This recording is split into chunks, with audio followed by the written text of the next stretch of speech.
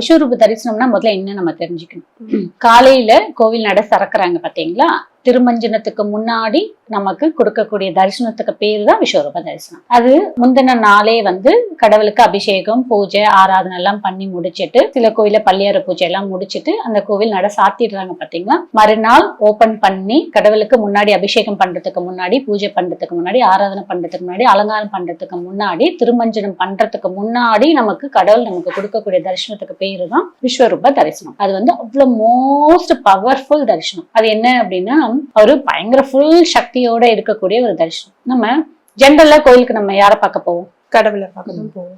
நம்ம தான் பார்க்க போவோம். ஓகேங்களா, ஒரு அட்டண்டன்ஸ் போட போவோம். ஆனா விஸ்வரூப தரிசனம் பொறுத்த வரைக்கும் என்னன்னு பாத்தீங்கன்னா, கடவுள் யாரெல்லாம் வந்திருக்காங்க, எதற்காக வந்திருக்காங்க, எந்த மாதிரி வேண்டுதலுக்காக வந்திருக்காங்க, அவங்க எந்த மாதிரியான கிரக தோஷத்திற்காக பாதிக்கப்பட்டு வந்திருக்காங்கன்றது நம்மளுடைய கடவுள் நம்மள பார்க்கக்கூடிய தரிசனத்துக்கு பேர் தான் விஸ்வரூப தரிசனம்.